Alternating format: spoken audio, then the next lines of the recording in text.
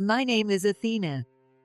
I'm currently 32 years old, and it's been 2 years since I married my husband, Walker. Right now, we don't have any children, and it's just the two of us living together. Counting the time we lived together before marriage, we've already been sharing our lives for 3 years. We had talked about wanting children soon after getting married considering our ages, but unfortunately, we haven't been blessed with any.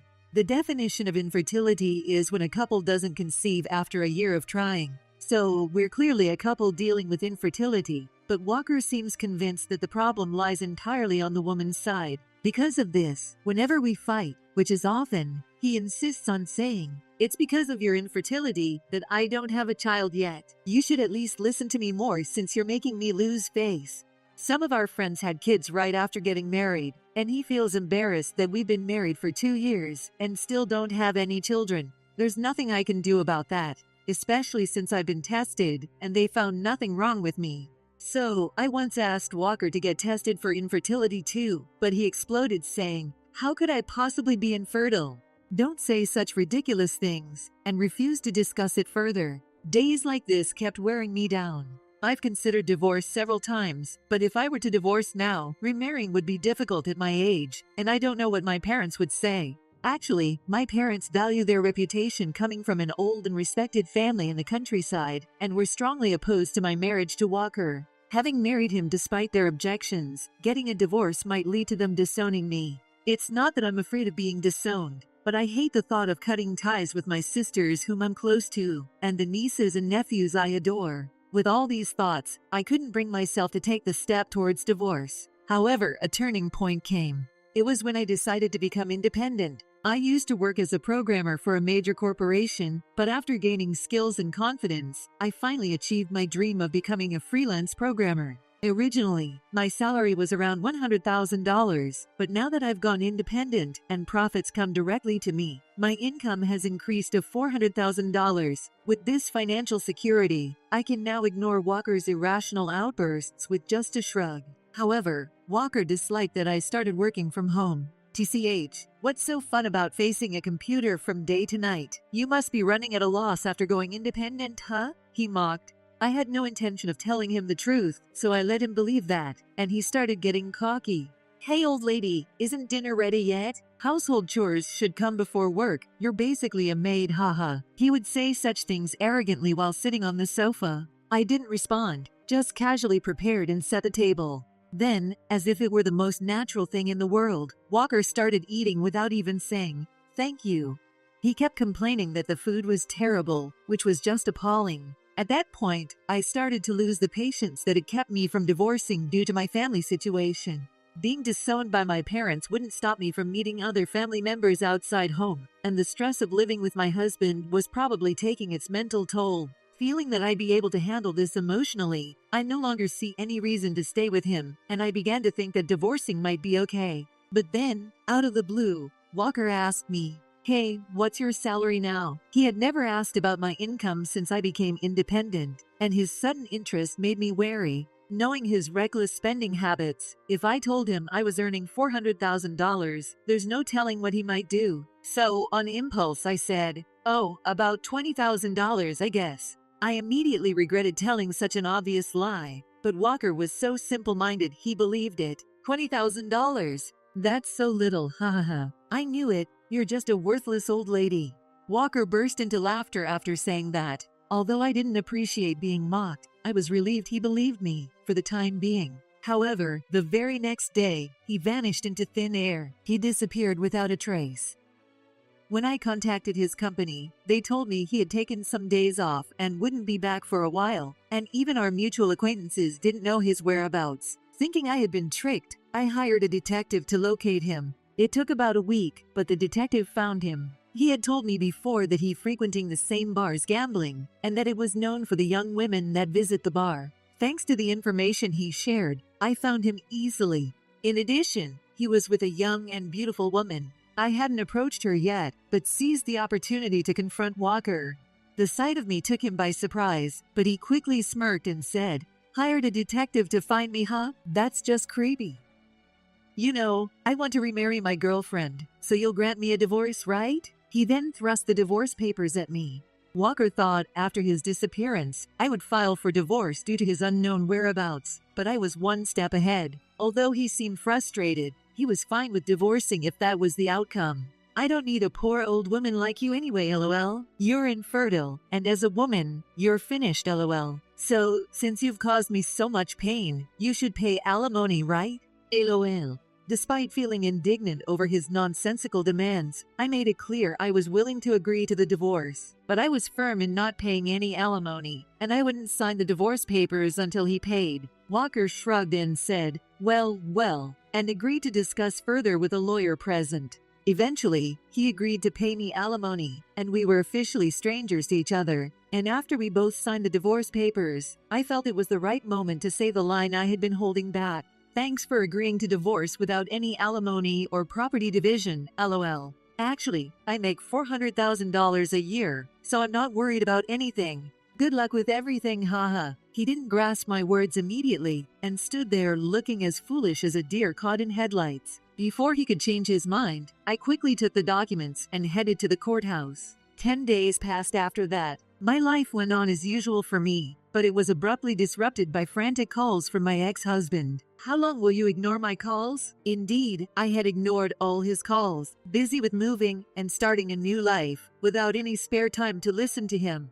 I was finally settling down and relaxing in my life now when he called, and I picked up on a whim. However, perhaps due to his desperate situation, he blurted out quickly, "I'm mad you lied about your income. But why did you contact her too? I paid the alimony, didn't I?" True, I had received alimony from him, but that was his obligation towards me. If his girlfriend knew he was married, she too would owe me for the affair. So, I had sent a formal notice to her to see if she knew, but it only revealed that she was also a victim. Because you contacted her, that got me scolded for deceiving her, and she demanded alimony for breaking off the engagement. It's your fault. Take responsibility. Why must I endure such humiliation when you're the reason we couldn't have kids? I answered the call, thinking he wanted to apologize, only to be exasperated by what followed. Walker obviously only cares about himself, completely oblivious to anyone else. Isn't it your own fault for cheating and keeping your marriage a secret? Maybe check if you're the infertile one before blaming me, and don't think this is over just yet. Stunned into silence, he finally said, "What? What else are you hiding and doing behind my back?" His flustered response confirmed his guilt, though he seemed unaware. I felt no obligation to answer his question and hung up. His calls continued relentlessly, but I never picked up again. After several days, initially, Walker was all bluster, shouting things like, "Answer the phone," or "If you don't, I'll find you." His messages changed from threatening to pathetic pleas for help. "Hey, please pick up the phone. I relied on you for everything. I don't even know how to pay the electric or water bills, and they got cut off. I have to pay taxes myself, but how do I do that? Please, just answer." He lived in an apartment contracted by his parents when he was a student, and even after that, he had his parents continue to pay for the rent. When we moved in together, I took care of apartment contracts, and he just paid for half of the living expenses. It was pitiful, but he had zero basic life skills. He couldn't cook, didn't know how to do laundry, and was clueless about paying bills, demonstrating how incompetent he was in managing everyday tasks. After our divorce, when I canceled the contracts, the bills naturally started going to Walker, but he failed to understand this and let all the services get disconnected.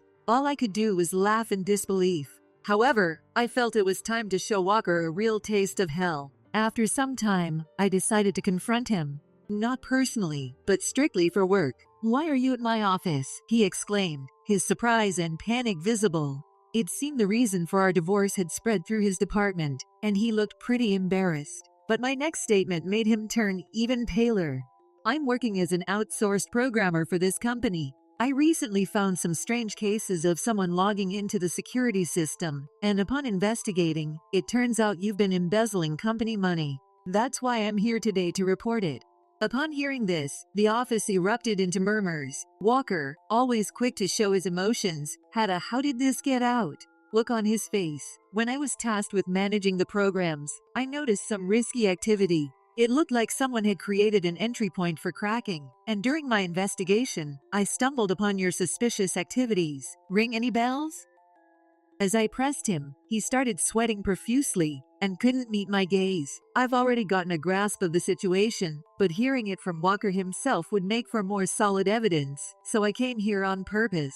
Unable to withstand the pressure, he started to confess bit by bit. I had no choice. Life's been tough, and I embezzled just a few $100,000. It's not a big deal for the company, right? His audacity was astounding, and I frowned. Since becoming independent, I've been more aware of how money flows in a company, but any regular employee would understand the significance of a few $100,000. Yet, he started embezzling even when we were married. At that time, I was paying for our living expenses, so he was free to squander his salary. Yet, his words about struggling to make ends meet kept nagging at me. But then, something clicked in my mind. Could it be that you were splurging on that girl from the bar? You know, the one at that club you frequented. At this, Walker turned even paler and averted his eyes, his attitude confirming my suspicion. The other employees, listening in, peered in and frowned at Walker. As he was slowly cornered, the final blow came from an unexpected visitor, the woman he was cheating with. Turns out, she was the daughter of a client company's division manager, and she had planned to visit the office today. So I had timed my visit to coincide with hers. Walker, caught off guard by the bad timing, blurted out, "Why are you here? Weren't we going to settle this quietly? Did you come here just to embarrass me?" With his eyes bloodshot, he looked ready to lash out. The employees, realizing everything, stepped forward to protect her, but Walker lost control and shouted, "I didn't do anything wrong. It's all because of that infertile old woman who lied, and you, saying you loved me but turned against me when you found out you were the mistress. It's all your fault. Neither she nor I deserve to be slandered like this." I was about to retort, but couldn't, because Walker suddenly slapped me hard. The pain spread slowly, and as I stood dazed, other employees restrained him. Despite continuing to resist, the police arrived and subdued him, and he finally realized what he had done. This is just an ongoing fight between a husband and wife. He tried to make excuses for himself, so I said, "What are you talking about? You and I are strangers now.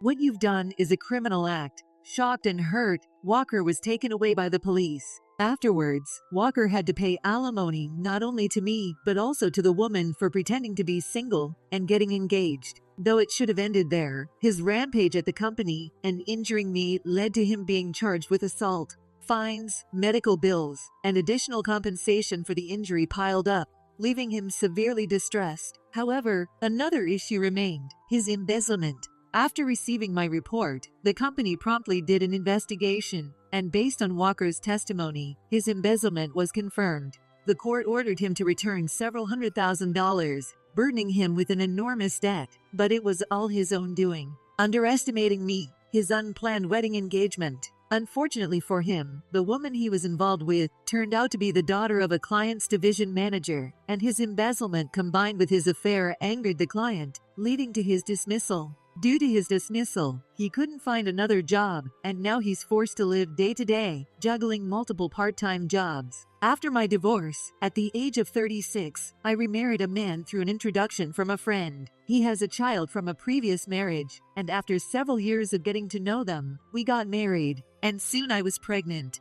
Despite being an older first-time mom, I safely gave birth to a lovely daughter, and now we're